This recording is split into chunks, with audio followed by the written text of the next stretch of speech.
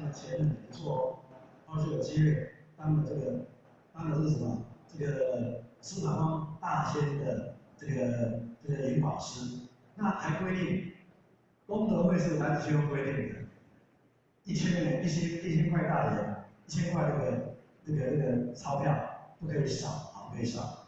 那么司马光大仙求道以后，当然，他就是有说要帮助到，可是我们老前人到台湾了，一直过了很多年，都一直没有红掌。原来师傅跟他讲啊，他本来老人要去西安，对不对？后来到台湾来，师傅跟他讲嘛，你去台湾10年，道化不开，回来问我说，我这个天命是这样，所以10年就是10年呢。这个这个语出法随啊，所以老天就认定要考验老千10年。啊，所以老千到台湾被抓去关啊，怎么样啊，生病那穷途潦倒，4万多一块，碰到很多的波折都放不开。听说有一次哈，在那个台南骑脚踏车去乡下渡人，不小心脚踏车撞上电线杆，前面轮子撞歪了。就卡住了，动不了了。他想，大仙你在哪里呢？就踹一下那个前轮，然后一踹，轮子好了，可以动了，你知道吗？可一踹，大仙出来帮忙了。后来就想念，也是要希望大仙帮忙嘛。就在44年，我们老先生是37年来，还没到10年呢。44年来的时候，韩前那时候还都是前人啊，就是要跟到达，我们的讲义的副队友。敲纲就有，智慧意识，出家守戒无我事，这个我就不了解。是他后来出家，红尘脱离自世，乌江霸王就是项羽还有有勇无志，韩信便会成虚。你要放不下这些名利，到最后成一场空。哪如张良有志，摇头摆尾说不知，出青山不管人间事，出家去修道去了。所以汉初那3节4节，张良全面能够全身而退就是这样子。然后故司马光大仙，所以他是物质班，有没有？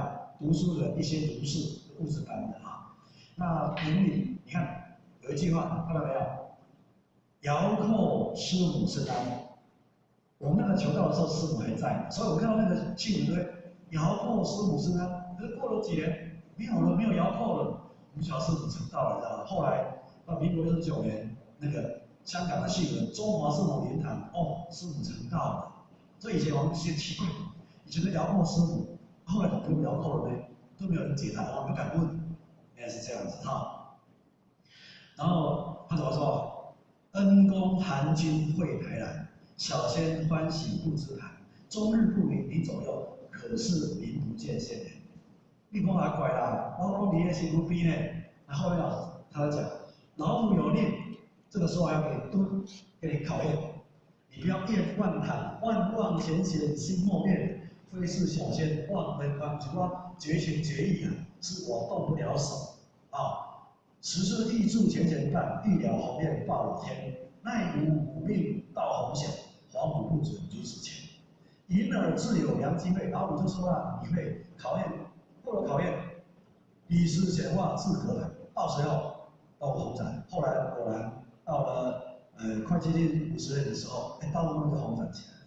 所以这个你看看10年一个半个的前人10年考验，这是可以说司马光大仙的那也有人这样说了，为什么发一组都很穷？